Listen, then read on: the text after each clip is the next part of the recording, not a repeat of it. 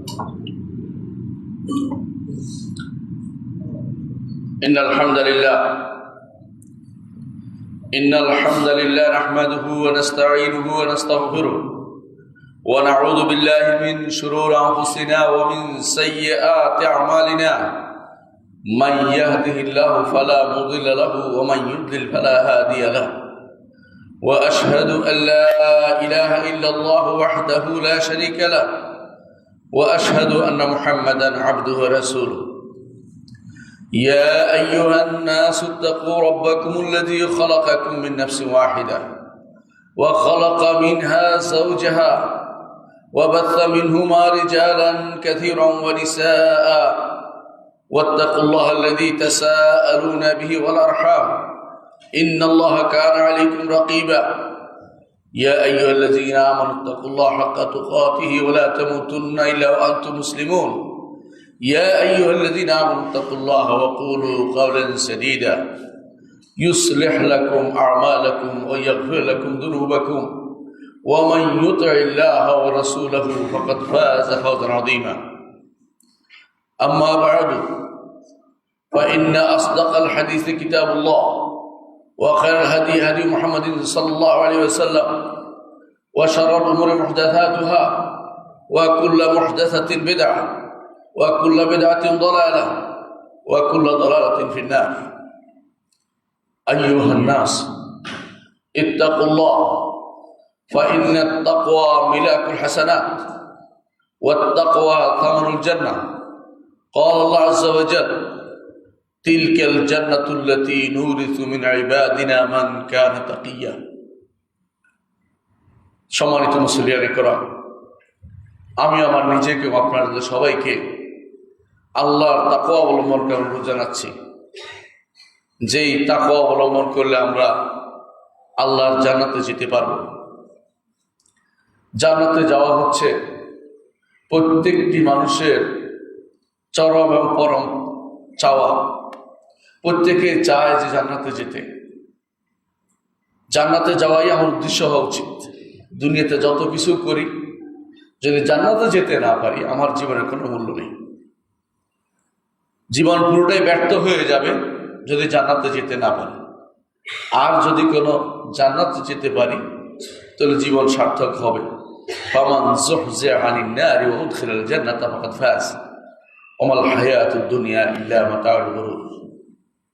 যাকে জাহান্নাম থেকে দূরে রাখা হয়েছে, জান্নাতে প্রবেশ করা হয়েছে, সে তো সফল কাম। আল্লাহ বলছেন আর দুনিয়ার জীবন ধোকার সামগ্রী ছাড়া কিছুই না। আপনাকে ভুলিয়ে রাখে। ইন্নামাল হায়াতুদ দুনিয়া লাহবুন ওয়া লাইবুন ওয়া যিনাতুন ওয়া তাফাখুরুন লাহবুন ওয়া লাইবুন। কিছুদিন আপনি ভুলিয়ে রাখে আপনাকে। ছোট অবস্থায় বাচ্চারা ভুলে থাকে, তারপর একটু বড় হলে খেলাধুলায় মত্ত হয়ে যায়, তারপরে নিজের সৌন্দর্য বর্ধনে লিপ্ত হয়ে যায় যিনাতুন। এরপরে তাফাখুরুন, এরপরে গর্ব অহংকার করতে থাকে, সন্তান আমার এত আছে, সম্পদ আমার এত আছে। এরপরে আল্লাহ তাআলা উদাহরণ দিচ্ছেন বৃষ্টির মতো। বৃষ্টি যখন নাজিল হয়, গাছ বড় হয়, হতে হতে এক সময় বিশাল আকার ধারণ করে, পরে আবার শুকিয়ে সেটা মরে যায়। দুনিয়ার জীবনটা এর চেয়ে বেশি কিছু না। নিজের দিকে তাকান, ছোট ছিলেন, এরপরে যখন ভুলে রাখতো বাবা মা, এরপরে যখন একটু বড় হয়েছেন খেলাধুলায় মত্ত হয়েছেন, এরপর একটু যখন বড় হয়েছেন তখন নিজের সৌন্দর্য বর্ধনের দিকে তাকাইছেন। কোন কাপড়টা সুন্দর, কোনটা দেখতে সুন্দর, আধুনিক যে সমস্ত মিডিয়া বের হয়েছে এগুলি কোনটা কিনতে হবে, প্রয়োজনে বাবা মার উপর চাপ সৃষ্টি করেছেন, হুন্ডা কিনতে হবে, এটা কিনতে হবে, ওইটা কিনতে হবে, যিনাতুন। এরপরে যখন বিয়ে শাদী করেছেন তাফাখুরুন বাইনাহুম ফিল আমওয়াল ওয়াল আওলাদ, সন্তান এবং সম্পদ নিয়ে অহংকার। এখন আমার সন্তান এই হয়েছে, আমার সম্পদ এত আছে, এরপরে আর কিছু নাই, আবার পিছনের দিকে চলে গেছে। সুম্মা রাদাদনাহু আসফালা সাফিলিন, আবার নিচের দিকে চলে যায়। দুনিয়ার জীবনটা আসলে ধোকার সামগ্রী, ধোকা দিচ্ছে আপনাকে। এই দুনিয়ার পুরো জীবনটাতে যদি আপনি আল্লাহর জন্য কাজ করে যেতে পারেন তাহলে আপনি সফল হতে পারবেন। এই সফলতার মূল চাবিকাঠি হচ্ছে তাকওয়া। তাকওয়া ছাড়া আপনি সফল হতে পারবেন না। এই জন্য জান্নাতে যেতে হলে তাকওয়া লাগবে। এই তাকওয়াটা কি জিনিস? যার ঈমান নাই তার তাকওয়া নাই, যার আমলে সালেহ নাই তার তাকওয়া নাই। এই জন্য তাকওয়া হচ্ছে ঈমান এবং আমলে সালেহ।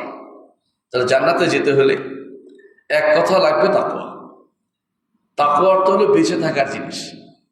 বেঁচে থাকবেন থেকে যা আপনাকে কষ্ট দিবে, যা আপনাকে বিপদে ফেলবে, তা থেকে বাঁচার জন্য একটা অবলম্বন গ্রহণ করার নাম হচ্ছে তাকওয়া।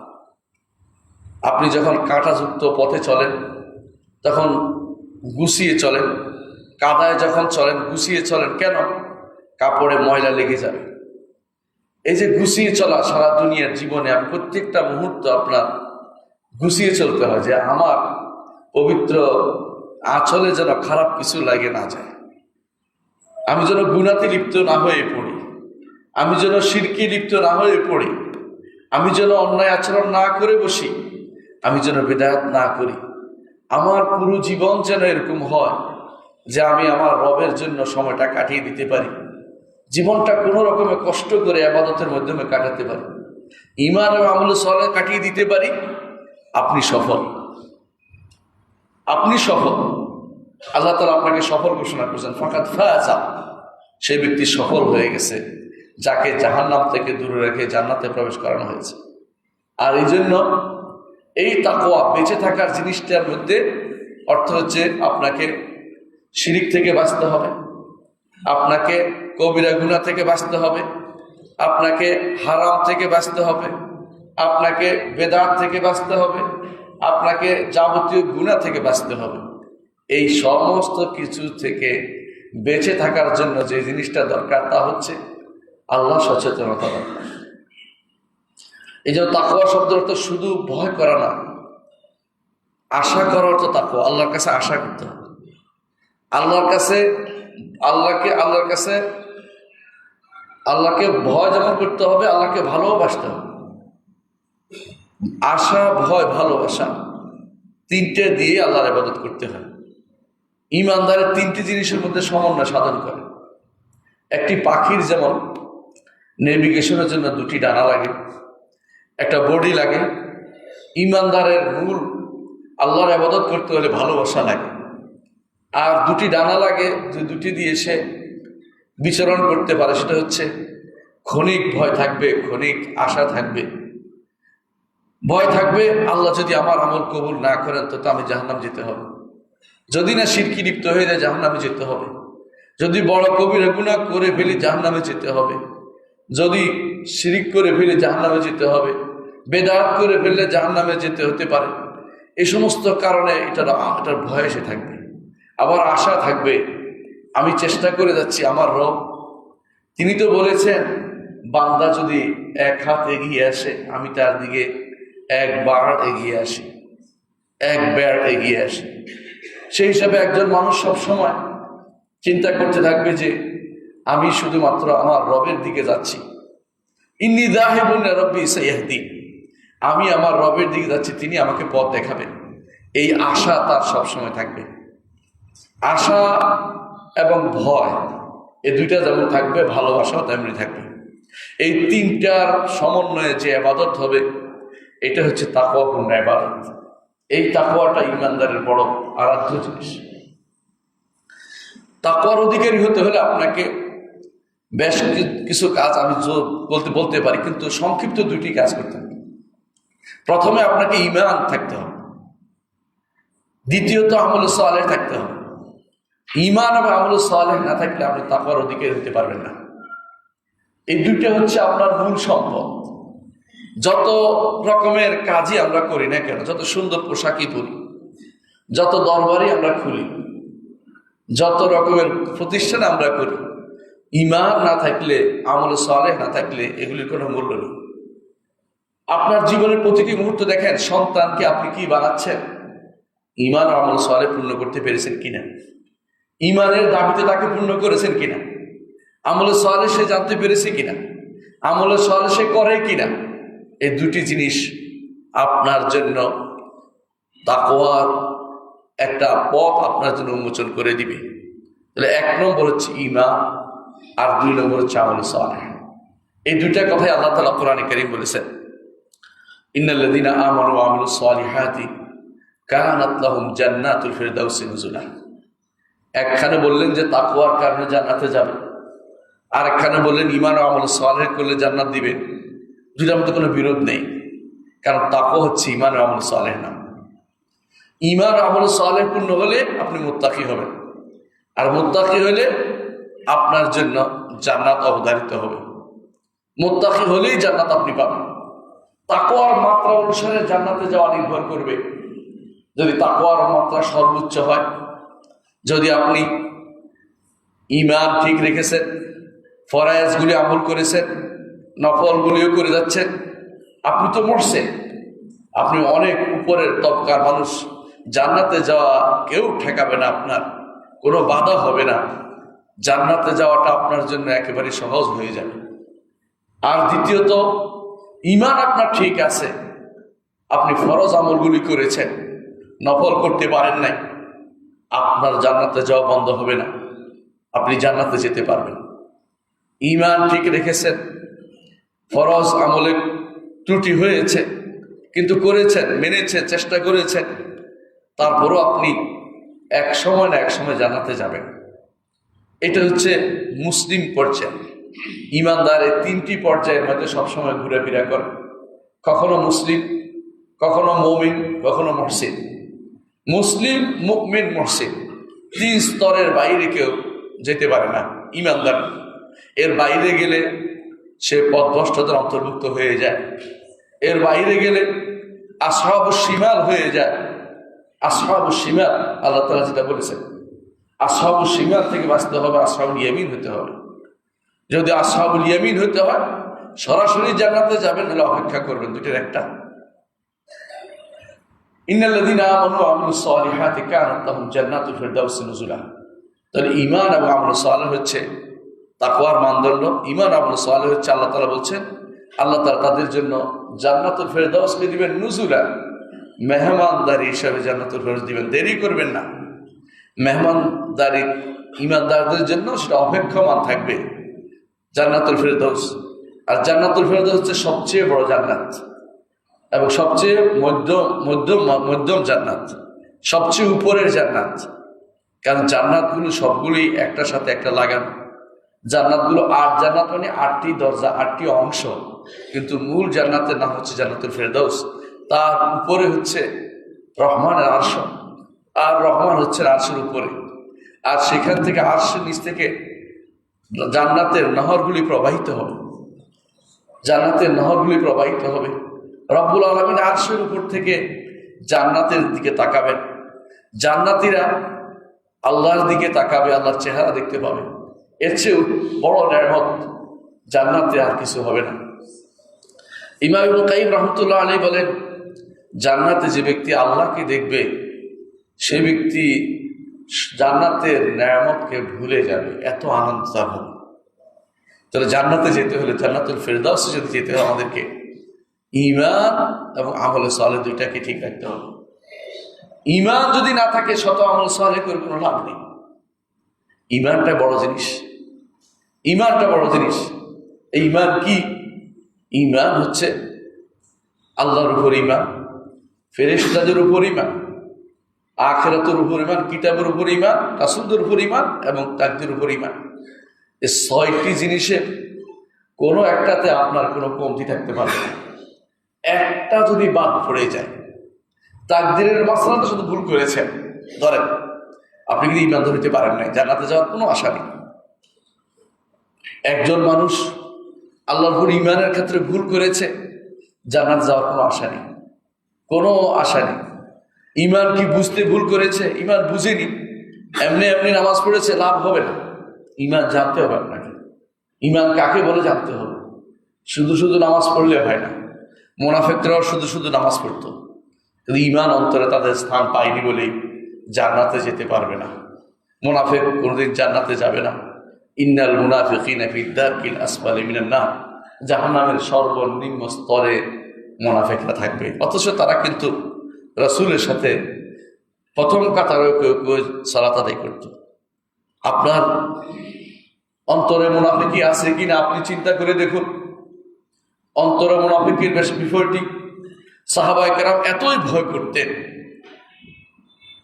ওমর রাদিয়াল্লাহু আনহু হুযায়ফা ইবনে ইয়ামান রাদিয়াল্লাহু আনহুকে জিজ্ঞাসা করেছেন, হুযায়ফা আমাকে বলো রাসূলুল্লাহ সাল্লাল্লাহু আলাইহি ওয়াসাল্লাম যাদের কথা ঘোষণা করেছেন যে এরা মুনাফিক, তাদের ভিতরে কোনো আমার নাম আছে কিনা?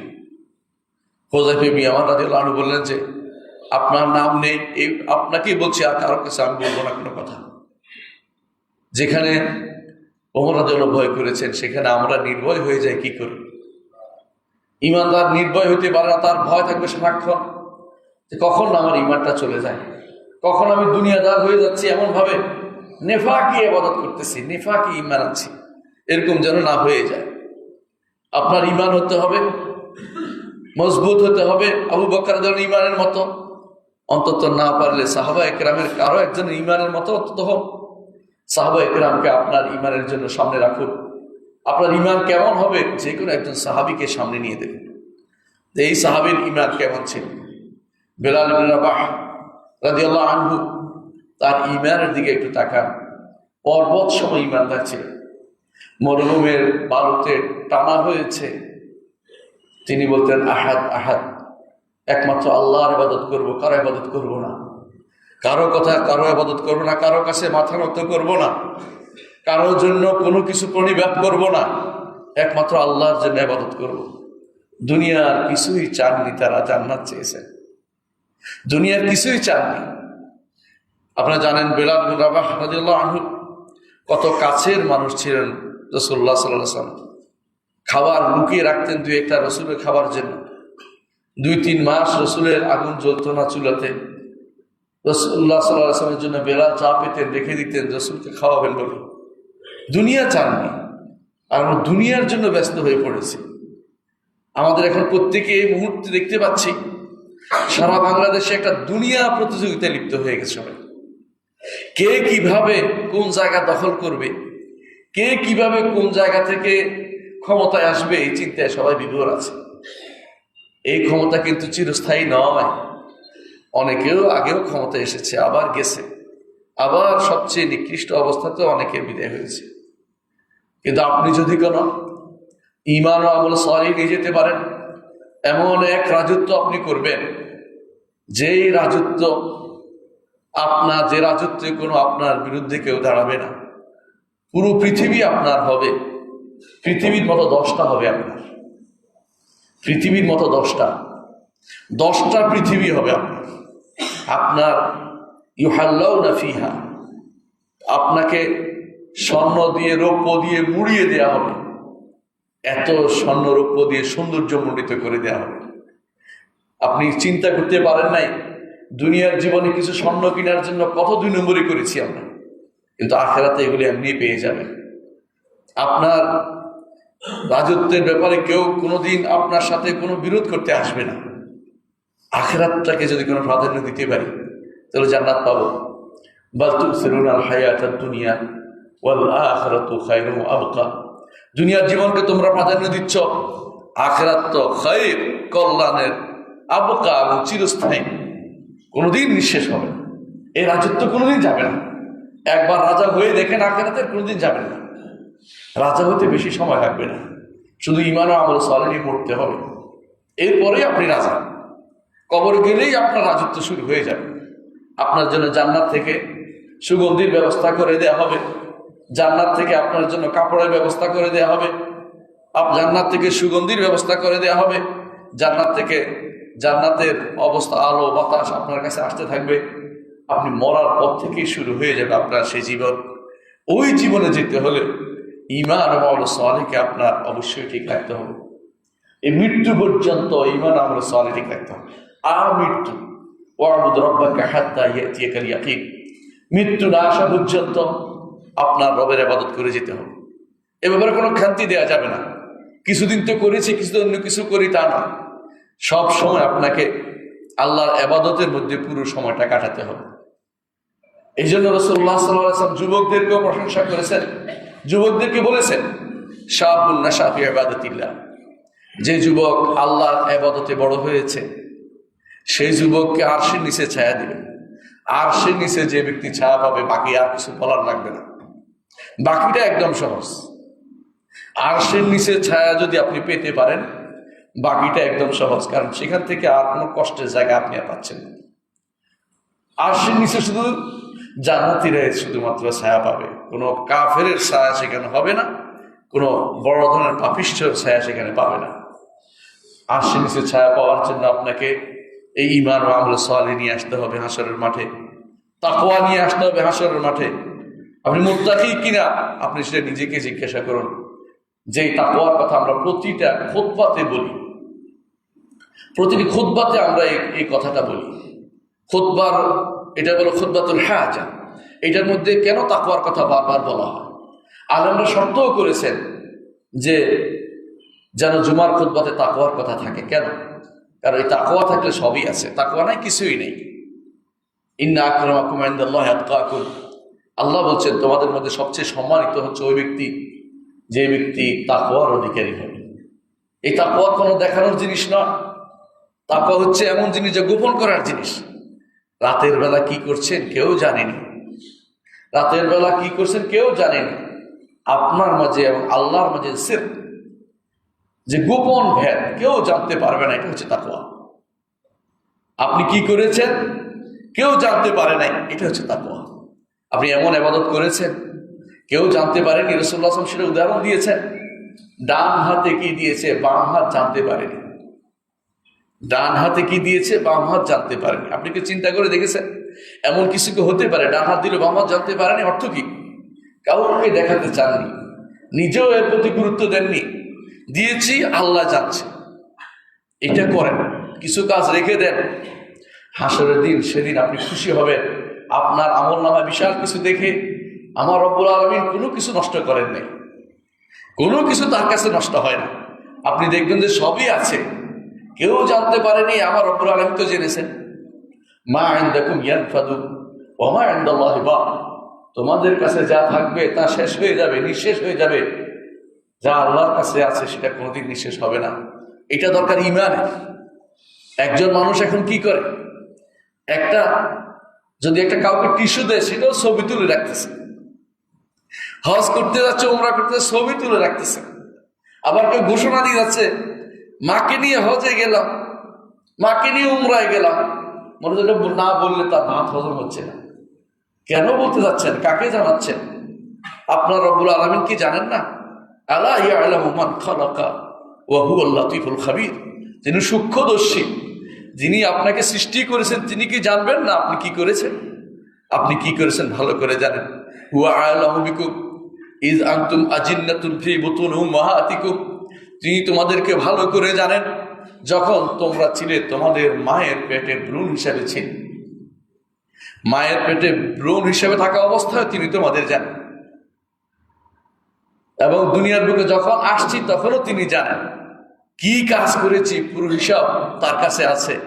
আহসাহুল্লাহু ওয়া নাসুহু, আল্লাহ সব গণনা করে রাখছেন, তারা ভুলে গেছে। আল্লাহ বলছেন আহসাহুল্লাহু ওয়া নাসুহু, তারা ভুলে গেছে। আল্লাহ তাআলা ওয়া মা কানা রাব্বুকা নাসিয়া, আমার রব কোনোদিন ভুলেন না, সব কিছু সংরক্ষিত আছে, সব তিনি জানেন কি করেছেন। তারপরেও সাক্ষী হিসাবে করেছেন, ফেরেশতাদেরকে লিখতে বলেছেন, ফেরেশতারা লিখছে। ফেরেশতারা কোনো কিছু বাদ দিচ্ছে না। মা ইয়ালফিযু মিন কাওলিন ইল্লা লাদাইহি রাকীবুন আতীদ, যেই কথায় বের হচ্ছে সেই কথাই লিখে ফেলতেছে, কোনো কিছু বাদ যাচ্ছে না। সেদিন আপনি বলবেন মা লিহাযাল কিতাবি লা ইউগাদিরু সগীরাতান ওয়ালা কাবীরাতান ইল্লা আহসাহা, এই কিতাবের কি হলো, ছোট বড় সবই তো লিখে ফেলেছে, কোনো কিছুই তো বাদ দেয় নাই। সেদিন বলবেন যে সবই লিখে ফেলছে কেন? সেদিন ভয় পাবেন। সেদিন ঈমানদার আল্লাহর কাছে শুধু ভয় ভীত থাকবে, আল্লাহ তাআলা ঈমানদারকে পার করে দিবে। গুনাহ হবে না তা নয়, গুনাহ তার হবে, কিন্তু সে যখন স্বীকৃতি দিবে, দুনিয়ার বুকেও সরল স্বীকৃতি সে দিয়েছিল। সরল স্বীকৃতি কি? সে বলেছিল যে আমি সব গুনাহ করেছি, সে বলেছিল আমি প্রকাশ্য গুনাহ করেছি, সে বলেছিল আমি অপ্রকাশ্য গুনাহ করেছি, সে বলেছিল দুনিয়ার বুকে ওয়া ইন্নাহু লা ইয়াগফিরু যুনুবা ইল্লা আনতা, আপনি ব্যতীত কেউ ক্ষমাকারী নেই। হাসরের দিন আল্লাহ তাআলা তাকে ডেকে বলবেন, তার উপর তাকে গোপন করে একান্ত করে তাকে জিজ্ঞাসা করবেন, এগুলি কি তুমি করেছিলে? সে বলবে, হ্যাঁ করেছিলাম।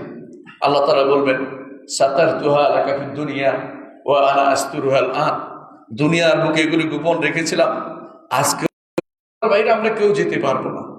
সুতরাং আল্লাহ যেন আমাকে পার করে দেয়, আল্লাহ যেন আমাকে পার করে দেয়, গোপন করে দেয়। তিনি সিদ্দিক, তিনি সবকিছু গোপন কেন, তিনি গোপন করে যেন আমাকে পার করে দেন, এই চিন্তা তার সবসময় মাথায় থাকবে।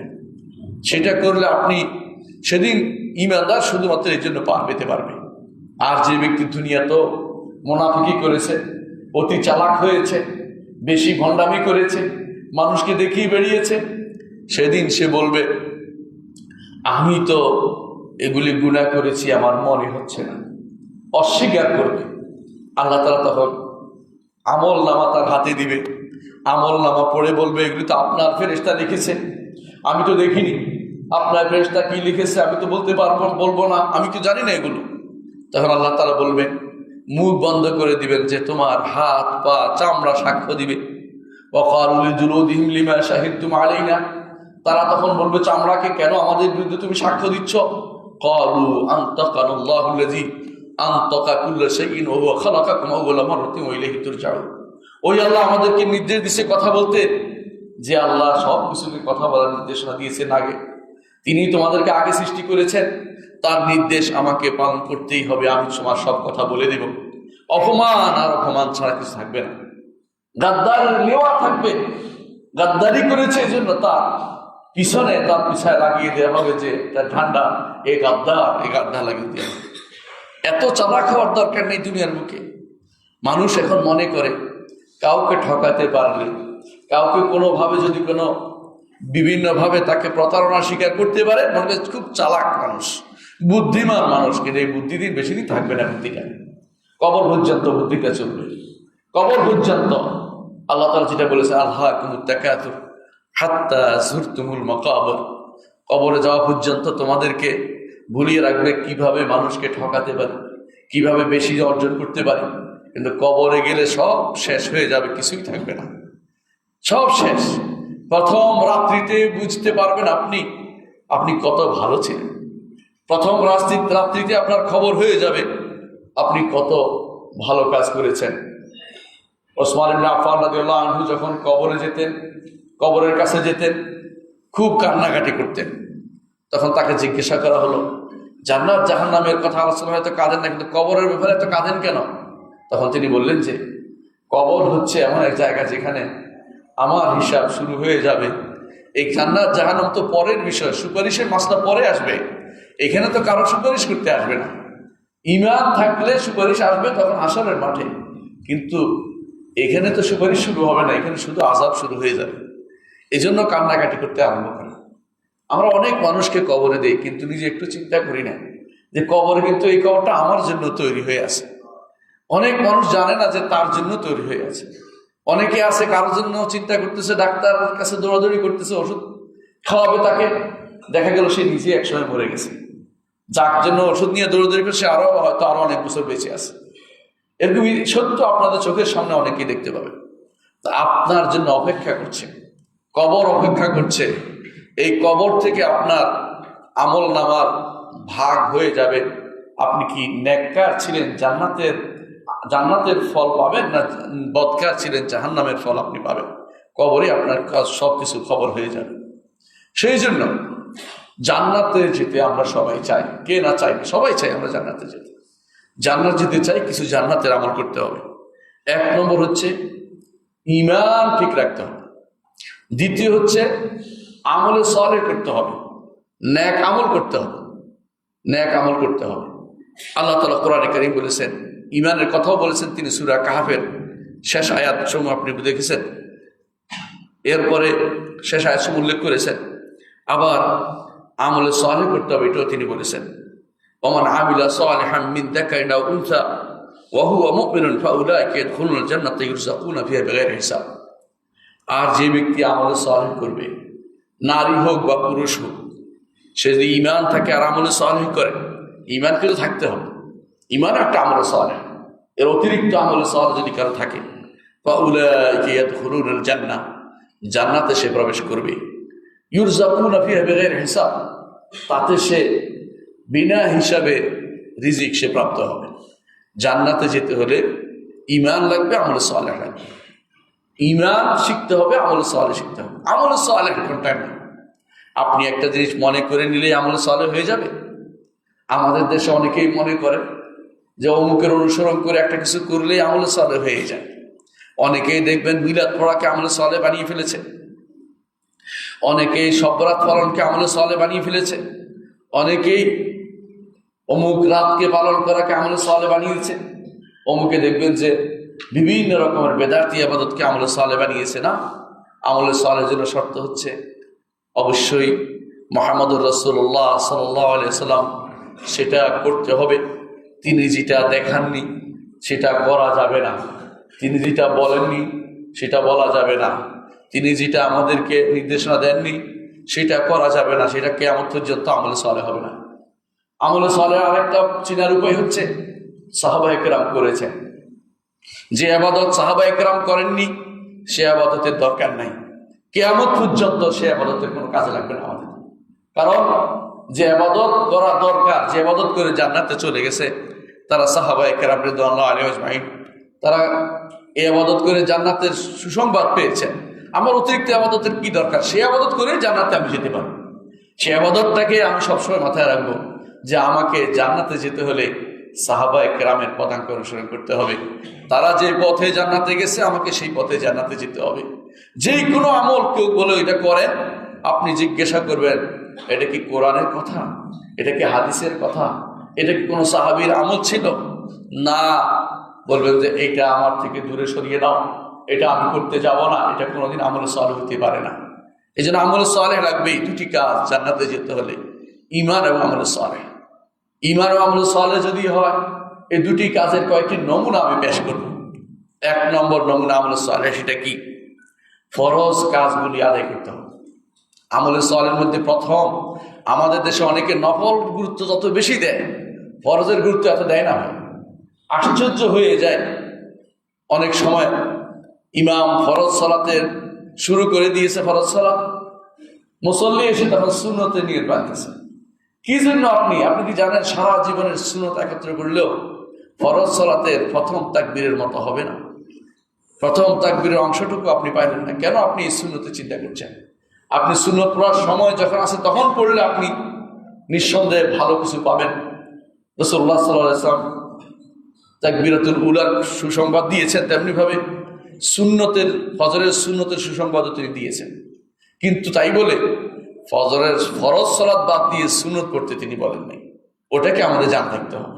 ফরজ সালাত তিনি বলেছেন, রাসূল বলেছেন, ইজা উকিমাতিস সালাহ ফালা সালাতা ইল্লাল মাকতুবা, যখন সালাতের, ফরজ সালাতের একামত হয়ে যাবে তখন ফরজ সালাত ব্যতীত আর কোনো সালাত নাই। এর অর্থ হলো আর কোনো নিয়ত বাঁধার সুযোগ নাই। কেউ যদি কোনো সালাতে থাকে শেষ করবেন শেষের দিকে থাকলে, আর যদি মনে করেন যে তাকবীরগুলো ছুটে যাবে তাহলে শেষ ছেড়ে দিয়ে নামাজে ঢুকে যাবেন, ফরজ সালাতে ঢুকে যাবেন। এটা হচ্ছে ইমানদারের কাজ, যার থেকে রসুলের কথা মোতাবেক তিনি চলেন, নির্দেশনা মোতাবেক তিনি চলেন। ঈমান আমলে সালেহ হতে হলে 1 নম্বর কাজ আমলে সালেহ হচ্ছে ফরজ সালাতগুলি যথাযথভাবে আদায় করা। রাসূলুল্লাহ সাল্লাল্লাহু আলাইহি ওয়াসাল্লামের কাছে এক বেদুইন এসে বললেন, ইয়া রাসূলুল্লাহ, আমাদের কাছে আপনার দূত এসেছে, তিনি বলেছেন আমাদেরকে 5 ওয়াক্ত সালাত আদায় করতে হবে। রাসূলুল্লাহ সাল্লাল্লাহু আলাইহি ওয়াসাল্লাম বললেন যে হ্যাঁ, 5 ওয়াক্ত সালাত আদায় করতে হবে। তিনি বললেন যে, এই বেদুইন বললেন যে আমি এর থেকে একটু বাড়াবো না, একটু কমাবো না। রাসূলুল্লাহ সাল্লাল্লাহু আলাইহি ওয়াসাল্লাম কিছু বলেননি। এরপরে যখন লোকটি আবার বলল, ইয়া রাসূলুল্লাহ, আমার কাছে আপনার দূত এসে বলেছে আমাদেরকে রমাদান মাসের সিয়াম ফরজ আদায় করতে হবে। রাসূলুল্লাহ সাল্লাল্লাহু আলাইহি ওয়াসাল্লাম বললেন যে হ্যাঁ। লোকটি বলল যে আমি একটু বাড়াবো না, একটু কমাবো না, সেটা যথাযথভাবে আদায় করবো। এভাবে তিনি সমস্ত ফরাইজের ব্যাপারে কথা বলছেন আমি একটু বাড়াবো না, একটু কমাবো না। রাসূলুল্লাহ সাল্লাল্লাহু আলাইহি ওয়াসাল্লামের কাছে এই কথা বলে তিনি চলে গেলেন। আর রাসূল বললেন, তুমি যদি এই লোকটি যদি সত্যবাদী হয়, এই লোকটি যদি সত্যবাদী হয় তাহলে জান্নাতে প্রবেশ করবে। তাহলে ফরজ কাজ ভিতরে জান্নাতে প্রবেশ করার কোনো সুযোগ নেই। ফরজ বাদ দিয়ে নফল করবেন, সারা জীবন ফরজ পরিত্যাগ করেছেন আর লাইলাতুল বরাত পালন করবেন অথবা মেরাজ পালন করবেন, আপনি কি মনে করেছেন যে আপনি পার পেয়ে যাবেন? তা কিন্তু না, কখনো না। ফরজ আপনাকে পালন করতেই হবে। এই ফরজ হচ্ছে তাকলিফ। আল্লাহ তাআলা কোরআনে কারীমে নাম দিয়েছেন আমানা। আল্লাহ তাআলা বলছেন ইন্না আরাদনা আমানাতা আলা সামাওয়াতি ওয়াল আরদি ওয়াল জিবালি ফাআবাইনা আন ইয়াহমিলনাহা ওয়া আশফাকনা মিনহা ওয়া হামালাহা আল ইনসান ইন্নাহু কানা যালুমান জাহুলা। মানুষ আমানত বহন করেছে কিন্তু জালেম জাহেল সেইটাকে যথাযথ আদায় করে না। এই জন্য ফরজ সালাতগুলো আদায় করতেই হবে। রাসূলুল্লাহ সাল্লাল্লাহু আলাইহি ওয়াসাল্লাম বলেছেন হাদিসে কুদসিতে আল্লাহ তাআলা বলেন মান আদালি ওয়ালিয়ান ফাকাদ বারাজতু বিল হক। কেউ যদি কোনো আমার বন্ধুর সাথে শত্রুতা করে আমি তার সাথে যুদ্ধের ঘোষণা দিলাম। আল্লাহর যুদ্ধের ঘোষণা কারা পড়বে চিন্তা করে দেখুন। তিনি বলেছেন বন্ধুকে প্রথম পরিচয় হচ্ছে আমার বান্দার উপর যা ফরজ করেছি তা ব্যতীত কোনো ব্যক্তি অন্য কিছু দিয়ে আমার নৈকট্য এত নৈকট্য অর্জন করতে পারবে না। তাহলে আল্লাহর নৈকট্য পেতে হলে, আল্লাহর তাকওয়ার অধিকারী হতে হলে, আল্লাহর মুত্তাকি হতে হলে, নেককার বান্দা হতে হলে প্রথম কাজ আমলে সালেহ হচ্ছে ফরজগুলি আদায় করা। এই ফরজগুলি আপনি বুঝেন ভালো করে, ফরজ কয়টা কিভাবে বুঝেন? আলহামদুলিল্লাহ। তাই বলে 130 ফরজ বানাবেন না বসে বসে। যেটা বলেছি ফরজ বুঝেন আপনি। আরকানুস সালাহ, আরকানুল ইসলাম, আরকানুল ইসলামগুলি ফরজ। আরকানুল ইসলামগুলিতে কোনো সামান্যতম যেন বাদ না পড়ে যায়। পিতা মাতার প্রতি কর্তব্য এটাও ফরজের অন্তর্ভুক্ত, সন্তানের প্রতি কর্তব্য এটাই ফরজের অন্তর্ভুক্ত। এবং সন্তানদেরকে ঈমান হারা হয়ে যে সমস্ত প্রতিষ্ঠানে পড়ানো হয় সেগুলিতে পড়াইলে আপনি ফরজের কাজে ত্রুটি করেছেন বলে বিবেচিত হবে। আপনার ঈমানকে ঠিক রাখার জন্য সন্তানকেও দ্বীনের উপর রাখতে হবে। ফরজ কাজের মধ্যে সময় ত্রুটি করা যাবে না। রাসূলুল্লাহ সাল্লাল্লাহু আলাইহি ওয়াসাল্লাম যেগুলি ফরজ করে দিয়েছেন, কোরআন এবং সুন্নাহ যেগুলি ফরজ করা হয়েছে সেগুলিতে সবার আগে পালন করতে হবে, তারপরে নফল কাজগুলি করতে হবে। ফরজ কাজগুলির পরে নফল কাজ। তাহলে প্রথম আমলে সালেহ হচ্ছে ফরজ কাজ। কেউ যদি কোনো তাহাজ্জুদ গুজার হয় কিন্তু ঈমানের ত্রুটি আছে, সেই ব্যক্তি জান্নাতে যাবে না। তাহাজ্জুদ গুজার কিন্তু মনে করে আল্লাহ ছাড়া কেউ গায়েব জানে, তার পীরে জানে, অথবা কোনো গজার মাছে জানে, অথবা তোতা পাখি জানে, অথবা বানরে জানে, অথবা পীরে জানে, সেই ব্যক্তি জাহান্নামে যাবে, জান্নাতে যেতে পারবে না। কারণ ঈমান তার নাই। গায়েবের মালিক একমাত্র রব্বুল আলামিন, তিনি ব্যতীত কেউ গায়েব জানে না। কেউ দাবি করলে সে তাগুত, এতে কোনো সন্দেহ নেই। এই জন্য প্রথম কাজ হবে ঈমানটাকে হেফাজত করা। ঈমানের সাথে সাথে ফরজটাকে ঠিক রাখতে হবে। ঈমান ঠিক করার পরে ফরজ। ঈমান নাই ফরজিয়ত আদায় করে কোনো ফরজিয়ত কাজ হবে না। ঈমান নাই ফরজ আদায় করে আপনার কাজে আসবে না। ঈমান সাথে সাথে ফরজ আদায় করবেন, ফরজের সাথে সাথে এরপরে নফল আসবে। নফল আপনার ফরজের ত্রুটিগুলিকে পূর্ণ করে দিবে। মুহাম্মদ রাসূলুল্লাহ সাল্লাল্লাহু আলাইহি ওয়াসাল্লাম বলেছেন কিয়ামতের দিন প্রথম আল্লাহর হকের ব্যাপারে জিজ্ঞাসা করা হবে সালাত সম্পর্কে। যখন সালাত সম্পর্কে জিজ্ঞাসা করা হবে, সালাতে কমতি হবে, তখন বলা হবে তার কি কোনো নফল সালাত আছে কিনা দেখো। সেগুলো নিয়ে এসে তখন পূর্ণ করা হবে। নফল সালাত না থাকলে কি দিয়ে পূর্ণ করবে? একটা ঘরের যদি ভিত্তি না থাকে, একটা ঘরের ভিত্তি না থাকে, সেই ঘরের উপরে ছাউনি দিতে পারবেন না। আর ভিত্তি হচ্ছে বুনিয়াল ইসলাম আলা খামস, 5টি জিনিসের ইসলামের ভিত্তি রাখা হয়েছে। সেগুলি আপনার ফরজিয়তগুলি ঠিক আছে কিনা আপনি দেখেন। এজন্য প্রথম ফরজ, তারপরে নফল। এটা সবসময় মাথা রাখতে হবে। ফরজ কাজ হচ্ছে কিনা আপনার, ফরজগুলি সবসময় খেয়াল রাখবেন যেন ছুটে না যায়। হারাম থেকে বাঁচার জন্য সবসময় সচেষ্ট থাকবেন। আল্লাহ তাআলা প্রত্যেকের রিজিক রেখেছেন, পাখির রিজিক রেখেছেন, একটা পিঁপড়ার রিজিক বানিয়েছেন। আপনার রিজিক হারামে যাবে কেন? আপনার রিজিক হারামে যাবে না আপনি জানেন না। একটা পাখি, অন্ধ পাখিকেও আরেকটা অন্ধ পাখি খাওয়ায়, কান্নাকাটি করে অন্যেরা খাইয়ে দিচ্ছে। এক পৃথিবী নয়, আল্লাহ তাআলা সৃষ্টির মধ্যে এমন কোন সৃষ্টি নেই যার রিজিকের ব্যবস্থা তিনি করেন নাই। ওমা মিন দাব্বাতিন ফিল আরদি ইল্লা আলাল্লাহি রিজকুহা। জমিনের বুকে বিচরণকারী প্রত্যেকটি প্রাণীর জন্য আল্লাহ রিজিকের ব্যবস্থা করেছেন। আপনার রিজিক হারামে যাবে কেন? আপনি হারামের প্রতি কেন আগ্রহী হচ্ছেন? হারাম ছেড়ে দিন। হারাম যে জায়গা আছে তা ছেড়ে দিন, আজই ছেড়ে দিন। সাথে সাথে তওবা করুন, একদিন দুদিন দেরি করবেন না। হারামের পিছনে সামান্যতম সময় দেওয়ার সুযোগ নাই। আমার জান্নাতে যেতে হবে, আমি এক মুহূর্ত থাকলে এটাই আমার আখিরাতের অকল্যাণ নিয়ে আসবে, জাহান্নামে যাওয়ার জন্য কারণ হয়ে যেতে পারে। এই জন্য যে সমস্ত কাজ আজ অনেকেই করে থাকে, যে সমস্ত তথাকথিত এনজিও, তথাকথিত হারাম ব্যাংকিং ব্যবস্থা, তথাকথিত হারাম লেনদেন, যতগুলি আপনার জড়িত আছে আপনি জানেন ভালো করে। আপনি যতই আপনার মনকে প্রবোধ দেন না কেন, যতই বলেন না কেন এটাতে এই সুবিধা আছে, ততই আপনি ভালো করে মনকে জিজ্ঞাসা করুন।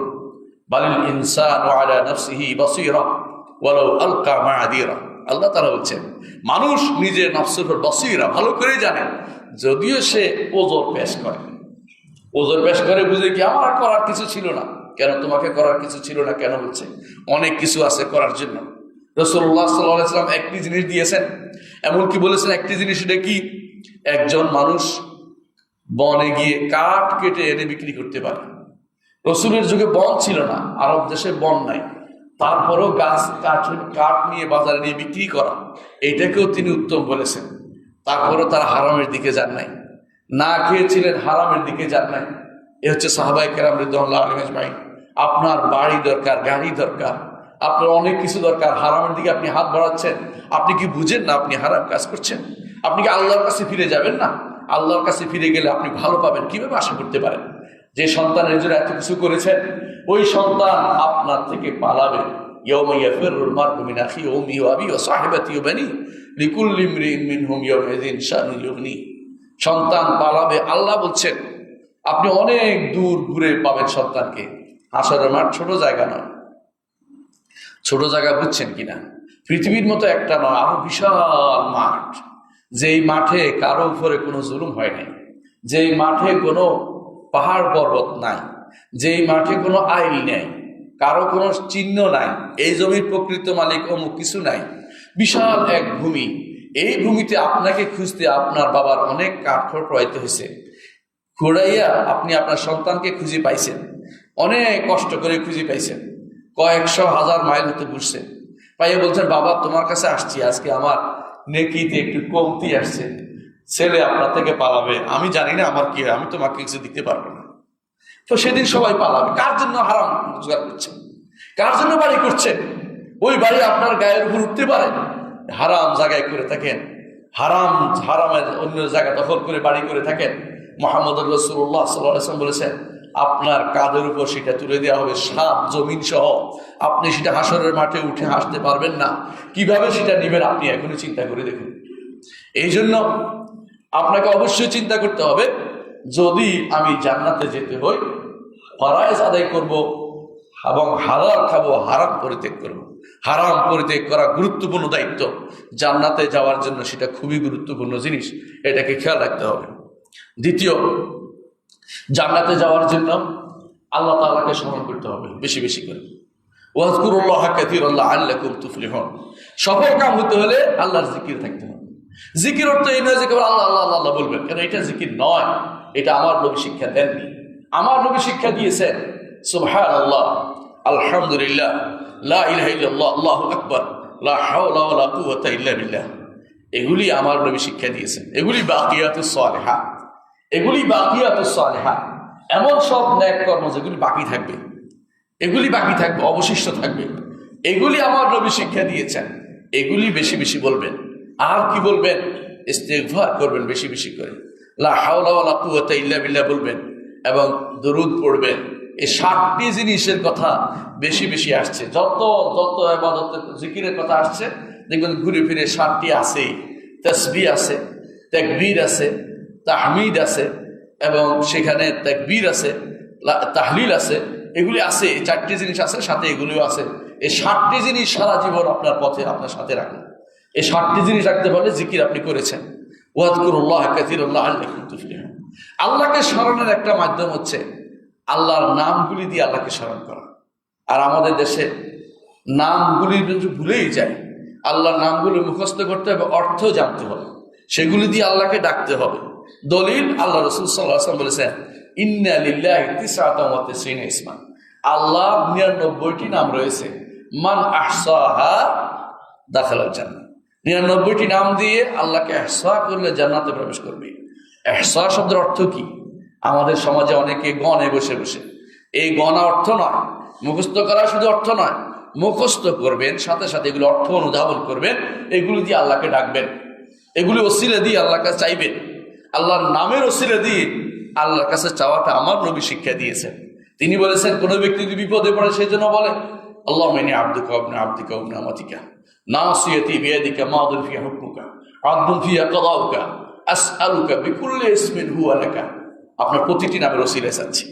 সাম্মাইতা বি নাফসাকা আও আনজালতাহু ফি কিতাবিকা আও আল্লামতাহু আহাদান মিন খালকিকা আও ইস্তা'থারতা বিহি ফি ইলমিল গায়বি ইনদাকা আন তাজআলাল কুরআনা রাবি'a কলবি জালা হুজনি নূরা সাদরি যাহাবা হাম্মি ওয়া গাম্মি। রাসূলুল্লাহ সাল্লাল্লাহু আলাইহি ওয়াসাল্লাম বলেছেন, এই ব্যক্তি দোয়া করলে আল্লাহ তাআলা তার বিপদ আপদ দূর করে দিবেন। এইটা যে বলেছেন, এটা কি জন্য বলেছেন? এর মধ্যে আল্লাহর নামের ওসিলা দেওয়া হচ্ছে সবটা। আল্লাহর নামের ইহসা করার অর্থ হচ্ছে আল্লাহর নামকে জানা, মুখস্থ করা, এগুলো দিয়ে ডাকা, এগুলো ওসিলা দিয়ে ডাকা, এগুলো অনুধাবন করা, সবগুলো হচ্ছে ইহসান। বলেন দলিল দেন, আমরা তো গণা বুঝি, গণা বোঝা যাবে না।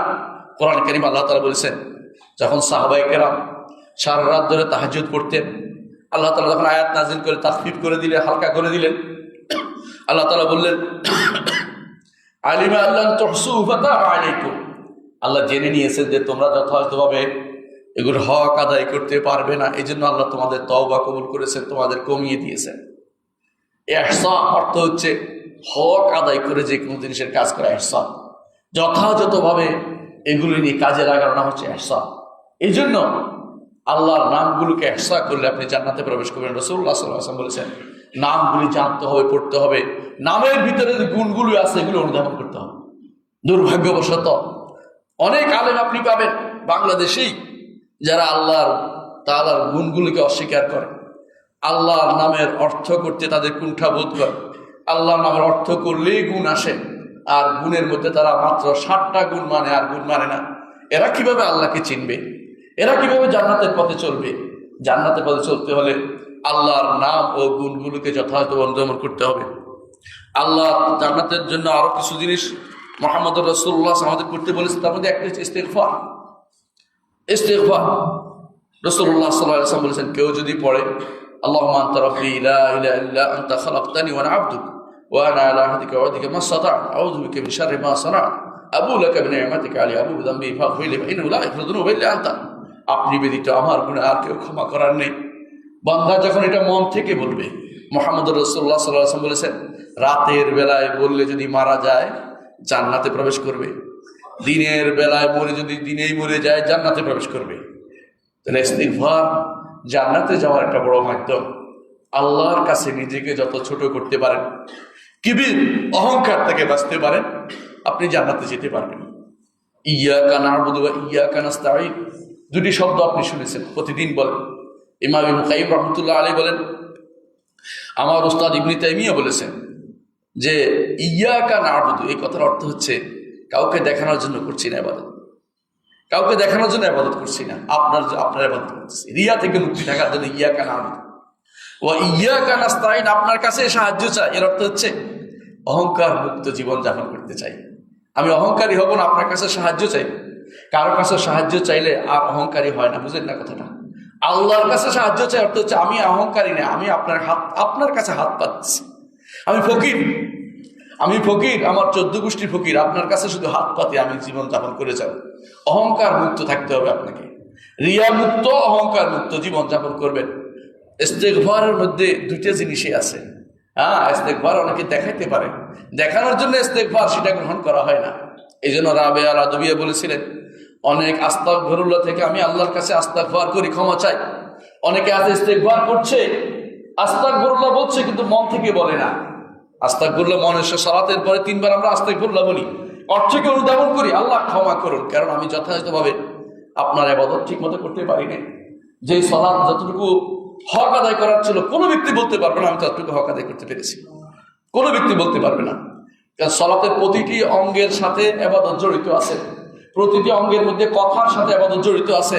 কয়জন মনে করতে পারে সালাতের সময় যে আল্লাহর সাথে কথা বলছি, আল্লাহ জবাব দিচ্ছেন? প্রত্যেকটা কথার তো জবাব আছে, প্রত্যেকটা কথার সময় কি বলতেছি এটা খেয়াল কয়জনে করতে পারে? এই জন্য ইস্তেগফার করতে হয়, এই জন্য ইস্তেগফারটা যেন অন্তর থেকে হয় সেটাও খেয়াল রাখতে হবে। জান্নাতে যেতে হলে ইস্তেগফার আমাদের করতে হবে। জান্নাতে যেতে গেলে আরেকটা হচ্ছে, মুসিবতের মধ্যে যে কোনো বিপদ আপদ হবে অবশ্যই সবর করতে হবে, সবর করতে হবে। এর প্রমাণ হচ্ছে রাসূলুল্লাহ সাল্লাল্লাহু আলাইহি ওয়াসাল্লাম বলেছেন, কারো যদি সন্তান মারা যায় 3টি, সে যদি সবর করে তার জন্য জান্নাত, সে জান্নাতে প্রবেশ করবে। এই যে জান্নাতে প্রবেশ করবে বলেছে, আপনি কি চিন্তা করেছেন যে সে সবর করার কারণেই? এই জন্য আল্লাহ তাআলা বলেছেন, ওয়াবাশশিরিস সাবিরিন আল্লাযিনা ইযা আসাবাতহুম মুসিবাতুন ক্বালু ইন্না লিল্লাহি ওয়া ইন্না ইলাইহি রাজিউন। আমরা আল্লাহর জন্য আল্লাহর কাছেই ফিরে যাব। এই জন্য বেশি হাত বিদ্বেষ করতে হয় না। সুবহানাল্লাহ, আমি আরবদেরকে দেখেছি, আমরা গিয়ে তাদেরকে আযা করতে গেছি, তাদেরকে বলতে গেছি যে আপনার সন্তান মারা গেছে বা আপনার আত্মীয় মারা গেছে, সে দেখেছি যে সুবহানাল্লাহ আমাদের চেয়ে শক্ত মন নিয়ে বসে আছে যে আমিও তো চলে যেতে পারতাম, আল্লাহ আমাকে এখন রেখেছে, তাকে নিয়ে গেছে, আমাকেও নিয়ে যেতে পারতেন তিনি, আমি তো আছি আলহামদুলিল্লাহ, সর্ব অবস্থায় আলহামদুলিল্লাহ। অথচ আমাদের দেশে দেখেন বিলাপ বিলাপ। এই জন্য বিলাপটা কুফরি করেছে রাসূলুল্লাহ সাল্লাল্লাহু আলাইহি ওয়াসাল্লাম। আর নিয়াহাতু কুফরুন বলেছেন, অর্থাৎ ছোট কুফরি বলে এটাকে। কারণ আল্লাহর নেয়ামতের সাথে সে আল্লাহর নেয়ামতকে সে যথাযথ পালন করতে পারেনি। যে ব্যক্তি আল্লাহর নেয়ামত উপলব্ধি করতে পারেনি, সে কিভাবে নিজে সে যে জীবনটা যে পেয়েছে এটাও তো আল্লাহর নেয়ামত। আরেকজনকে নিয়ে গেছে, ওটা হচ্ছে বড় কথা। আমি তো জীবিত আছি, আমি কি করছি, তার থেকে শিক্ষা নিচ্ছে কিনা, আমার ভাই আমল না করে চলে গেছে, আমি কি আমল করে যেতে পারবো কিনা, এই চিন্তা অবশ্যই করতে হবে। এই জন্য জান্নাতে যেতে হলে আরেকটি কাজ হচ্ছে সবর। সবর লাগবে, যে কোনো বিপদ আপদে সবর লাগবে। আর বিপদ সবর 3 জায়গায় লাগে। আল্লাহর ইবাদত করতেও সবর লাগে। অনেকে আছে মসজিদে এসে বসতে সময় লাগে, দেরি করে আসে, কেন? সবর নাই। এতক্ষণ ফেসবুকিং করবে, তারপরে শেষের দিকে এসে মসজিদে নামাজে দাঁড়িয়ে যাবে, এটা সবর নাই তার। এই জন্য ইবাদতে আদায় করতে সবর লাগে। মসজিদে বসে থাকলেই তো আপনার সওয়াব হচ্ছে, মসজিদে বসে থাকলেই ফেরেশতা আপনার জন্য দোয়া করছে, ফেরেশতা আপনার জন্য দোয়া করছে মসজিদে বসে থাকলেই। যতক্ষণ সালাতের ইন্তজার থাকবে, অপেক্ষায় থাকবেন, ফেরেশতা আপনার জন্য ততক্ষণ ইস্তেগফার করতে থাকবে, আপনার জন্য সালাত, আপনার উপরে দুরূদ, আপনার জন্য রহমতের দোয়া করতে থাকবে। এটা হাদিস দ্বারা প্রমাণিত। আপনি সবর ইখতিয়ার করতে পারেন নাই। অনেকে গুনাহ থেকে বাঁচতে সবর লাগে, সেটাও করতে পারে নাই। গুনাহ থেকে বাঁচতে সবর লাগে, হারাম ছবি, হারাম দৃশ্য চোখের সামনে এসেছে, সেটা থেকে আপনি দূরে সরতে পারেন নাই, আপনি সবর করতে পারেন নাই, সবর আপনার হয় নাই। হারাম টাকা এসেছে, যেভাবে হোক, অনেকে বিভিন্ন ভাওতাবাজি করে টাকা রোজগার করে, কেউ বিভিন্ন কবিরাজি করে টাকা রোজগার করে, বিভিন্ন জিনিস যেগুলি সে জানে যে এগুলি হক না, তারপরেও করছে টাকা রোজগার। এগুলিও কিন্তু, এগুলি থেকে বাঁচার জন্য সবর লাগে। আপনি সেই সবর ইখতিয়ার করছেন না। আপনি কি মনে করেন না যে আপনি বাড়াবাড়ি করলেই পার পেয়ে যাবেন? তা কিন্তু না, আপনার কিন্তু প্রত্যেকটি জিনিস হিসাব দিতে হবে।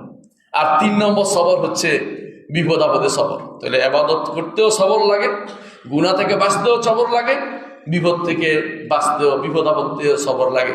3 রকমের সবর যে ব্যক্তি ইখতিয়ার করতে পারবে, সেই ব্যক্তি জান্নাতে প্রবেশ করবে। এটা আমার নবীর ঘোষণা, মুহাম্মদুর রাসূলুল্লাহ আমাদেরকে জানিয়েছে। জান্নাতে যেতে হলে কি করতে হবে? সূরা মুমিনুনের শুরুতে আল্লাহ তাআলা অনেকগুলো বলেছেন। তার মধ্যে একটি হচ্ছে সালাতের মধ্যে খুশু, বিনয় থাকা।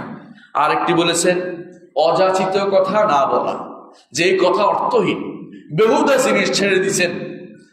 কোথায় ছেড়ে দেন? এখন সামাজিক যোগাযোগ মাধ্যমে যে সমস্ত কথা আপনি ছেড়ে দেন, সেগুলো আপনার বিপক্ষে থাকবে, আপনি মরে যাবেন। এগুলি বন্ধ করার সুযোগ নাই।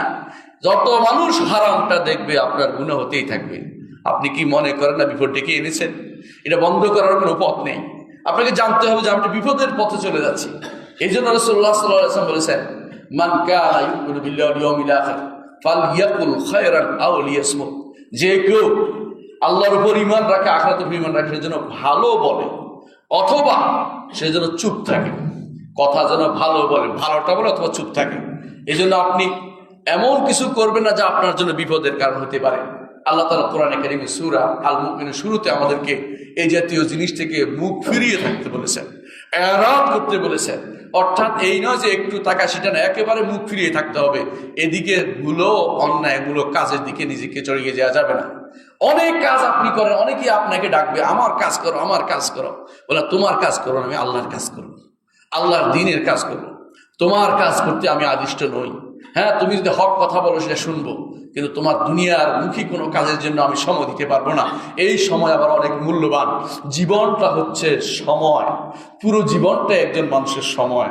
সময় একবার হারিয়ে ফেললে আর পাবেন না। আমি এখন আফসোস করি যে কেন যৌবন বয়সে ভালো কাজ আরো অনেকগুলো করলাম না। অনেকগুলো বই লেখার সময় এখন আর পারি না, বসতে গেলে চোখে ব্যথা করে। কিন্তু সেই সময় যদি কোনো আরো বেশি করে লিখে ফেলতে পারতাম, এখন আমার মনটা অনেক শান্ত থাকতো, কিন্তু পারি না। আসলে আমাদের সেই আল্লাহ তাআলার পক্ষ থেকে তৌফিক না হলে কিছুই তো হয় না। আল্লাহর কাছে তৌফিক চাইতে হবে যে আল্লাহ যেন আমাদেরকে ভালো কাজে সময়টা ব্যয় করার তৌফিক দেন। এই জন্য ইমানদারের সবসময় কাজ থাকতে হয়, চিন্তা থাকতে হয় যে আমি ভালো কাজে ব্যয় করব, খারাপ কাজ থেকে দূরে থাকবো। আমার কোনো সময় আমি নষ্ট হতে দিব না। নষ্ট হতে দিলেই আপনি ক্ষতি ছাড়া কিছুই নেই, আপনার বিপক্ষে যাবে। প্রতিটি মানুষ সকালবেলা উপনীত হয়।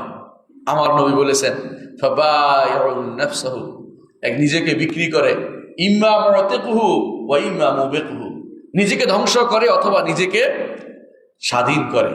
ধ্বংস করবেন না স্বাধীন করবেন সেটা আপনি চিন্তা করবেন। ধ্বংস করার অর্থ হচ্ছে দুনিয়ার যে সমস্ত জিনিস আল্লাহ তাআলা দিয়ে দিয়েছে চাকচিক্যময়, এর পিছনে চলছেন, সেগুলি দাস হয়ে গেছে, নাকি আপনি নিজেকে স্বাধীন করে নিয়েছেন? না, এগুলি আমাকে আটকাতে পারবে না। আমি আমার রবের দিকে যেতে পারবো। আমি এগুলি কোনো কিছু আমাকে আটকাতে পারবে না। দুনিয়ার কোনো শান শওকতের পিছনে আমি চলবো না, আল্লাহর দিকে আমি যাব। যারা এইটা বুঝতে পেরেছে তারাই সফলকাম হবে, তারাই আল্লাযীনা হুম আনিল লাগবি মুরিদুন, বেহুদা কাজ থেকে নিজেকে মুখ ফিরিয়ে নিতে পেরেছে। আর যারা যাকাত করবে, কোরআনে কারীমে আল্লাহ যাকাত করার কথা বলেছেন। যাকাত দেয়া আর যাকাত করার মধ্যে একটু পার্থক্য আছে। যাকাত তো সম্পদ দান করা, এটা মন খুলে দিতে হবে। এটা যেমন অন্তরকে পবিত্র রাখতে হবে, পরিচ্ছন্ন রাখতে হবে। কাউকে কিছু খোটা দিয়ে দেয়া মানে হচ্ছে আমলটা নষ্ট করে দেয়া। দান করা অর্থই এই নয় যে আপনি দিচ্ছেন এরপরে সুযোগ মতো চেয়ে বসবেন, এর বিপরীতে তুমি কি করেছ সেটা নয়। ইন্নামা নুতঈমুকুম লিওয়াজহিল্লাহ লা নুরিদু মিনকুম জাযাআন ওয়ালা শুকুরা, আমরা তো আল্লাহর জন্য তোমাকে খাওয়াচ্ছি, জাযাও চাই না, শুকরও চাই না, তোমার কাছে শুকরিয়া চাই না। তুমি শুকরিয়া করে আমাকে ছোট করে এলো না, আমি শুকরিয়ার দিকে তাকিয়ে থাকবো না। তুমি শুকরিয়া করলে আমার রবের শুকরিয়া করো, তিনি আমাকে তৌফিক দিয়েছেন, তোমাকে দেওয়ার জন্য তিনি তৌফিক দিয়েছেন। এই জন্য ইবনে আব্বাস রাদিয়াল্লাহু আনহু একটা হাদিস বর্ণিত, তিনি বলেছেন যে আমি কোনোদিন তিনজনের শুকরিয়া আদায় করে আমি শেষ করতে পারবো না। উল্টা তিনি বলছেন, সেটা কি? একজন ব্যক্তি রাতের বেলা আমার কথা চিন্তা করেছে যে ওনার কাছে গেলে আমার প্রয়োজনটা পূরণ হবে, সকালে এসে আমার কাছে আসছে, আমার কাছ থেকে সে টাকাটা নিয়েছে, এটা তার শুকরিয়া আদায় করে আমি পারবো না। কারণ সে আমাকে একটা সুযোগ দিয়েছে ইবাদত করার, আমাকে একটা সুযোগ দিয়েছে, আমি আল্লাহর নৈকট্য লাভ করার সুযোগ করে দিয়েছে। এটা আমি কোথায় পাবো? তিনজনের একজন তিনি এটা বলেছেন। এর অর্থ হচ্ছে একজন ঈমানদার আল্লাহ তাআলার সুযোগ যা দিয়েছে এটাকে কাজে লাগাবে এবং মনে করবে এটা আমার জন্য জীবনের সবচেয়ে বড় প্রাপ্তি, আল্লাহ আমাকে এই কাজটা করার তৌফিক দিয়েছে। এই জন্য নিজের উপর অহংকারী হবে না। এটা মনে করলে সে মনে করবে আল্লাহর তৌফিকে তো আমি চলি, তিনি তৌফিক দিয়েছেন বলে করতে পেরেছি, না তো করতে পারতাম না। তিনি করতে পেরেছেন তাহলে করতে পারতাম না। ওমা তৌফিক ইল্লা বিল্লাহ আলাইহি তাওয়াক্কালতু ইলাইহি উনীব, আল্লাহ তৌফিক দিয়েছেন বলেই আমি করতে পারছি না, করতে পারতাম না। আল্লাহ তৌফিক দিয়েছেন বলে মসজিদে আসছেন। অনেকে আছে মসজিদে আপনি শেষ মুহূর্তে যখন একামত হবে তখন আসবেন। একামত হলে আসলে সে অর্থ হচ্ছে সে তৌফিক পায় না, সে তৌফিক পায় নাই। আল্লাহ তৌফিক পাওয়া হচ্ছে সবচেয়ে বড় জিনিস। এই জন্য জান্নাতে যেতে হলে আপনাকে যথাযথ যে কাজ করবেন, দান করবেন, সেটাও একমাত্র পবিত্র নিয়তে অন্তর নিয়ে করতে হবে। আপনাকে নিজের লজ্জাস্থানে হেফাজত করবেন। লজ্জাস্থানে হেফাজত বহুমুখী হেফাজত করতে হয় এখন, কারণ এখন হাতের মুঠোয় সিনেমা চলে আসছে। এক সময় সিনেমা বাইরে ছিল, মানুষ সিনেমা দেখতে হলে অন্তত টুপি খুলে ঢুকতে হইতো, মুরব্বীরা দেখছে কিনা দেখতে হইতো, আশেপাশে তাকাইতো। এখন হাতের মুঠোয় চলে আসছে, হাতের মুঠোয় শুধু একবারে শোয়া বিছনার মধ্যে চলে আসছে। যে ব্যক্তি হারাম দেখতে চায় তাকে বন্ধ করার জন্য আল্লাহ ছাড়া কেউ বন্ধ করতে পারবে না, এমন অবস্থা চলে আসছে। আল্লাহ যদি তার রহমত করে শুধুমাত্র সে বাঁচতে পারবে। যুবকদের বলছি, কিছুদিন অপেক্ষা করুন, কষ্ট করে ধৈর্য ধারণ করুন। জান্নাতে আপনার জন্য এমন লোকের অপেক্ষা, এমন নারীরা অপেক্ষা করছে, যারা যদি দুনিয়াতে একবার হাসি দিত দুনিয়া আলোতে উদ্ভাসিত হয়ে যেত। এরা আপনার জন্য অপেক্ষা করছে, এরা আপনার জন্য অপেক্ষা করছে শুধু এইটার জন্য যে হারাম ত্যাগ করেছে সে শুধু আমাকে পাওয়ার জন্য। এবং তারা শুধু সেখানে আপনারকে নিয়েই কথা বলে। দুনিয়ার বুকে কোনো স্ত্রী যদি স্বামীকে কষ্ট দেয়, তারা তখন বলতে থাকে, কেন তাকে কষ্ট দিচ্ছ? কিছুদিনের মেহমান শুধুমাত্র সে তোমার কাছে, ও চিরেই আমাদের কাছে চলে আসবে। মানে তখন যদি জান্নাতি আপনি হন, আর জান্নাতি না হলে আপনার জন্য কিছু অপেক্ষা করে নেই। হারাম যদি ত্যাগ করতে পারেন, বর্তমান সময়ে চোখকে হেফাজত করতে পারেন, হারামটা পরিত্যাগ করার জন্য যদি সাহস করতে পারেন, আপনার জন্য এরকম একটি বিশাল সুযোগ অপেক্ষা করছে। যদি ঈমান থাকে, এটাকে আপনি কাজে লাগান। আর লম্বা আলোচনা করব না, অনেক আলোচনার কথা ছিল, কিন্তু সময় আমাকে সহযোগিতা করছে না। আমি শুধু এটুকুই বলবো, জান্নাতে আপনাকে সবাইকে যেতে হবে। জান্নাতে যাওয়ার জন্য আমলে সালেহ খুঁজুন। কোরআন এবং সুন্নাহ যেখানে আমলে সালেহ বলা হয়েছে, সেগুলো আমাদেরকে করতে হবে। এর বাইরে নিজের মন মতো আমল সালেহ বানানোর কোনো প্রয়োজন নেই। অনেক আমল সালেহ আছে ভাই, বিশ্বাস করে এগুলো আমল শেষ করতে পারবেন না। কেন আমল সালেহ বানাচ্ছেন? নিজের কথা হতে আমল বানাচ্ছেন, বানিয়ে আমল করবেন না। আল্লাহ তার রাসূলের নির্দেশিত যে আমল, সেটাই শুধুমাত্র আমরা করি। আকুলু কাউলি হাযা ওয়া আস্তাগফিরুল্লাহ লি ওয়া লাকুম ওয়া লিসাইরিল মুসলিমিন ফাস্তাগফিরুহু ইন্নাহু হুয়াল গাফুরুর রাহিম।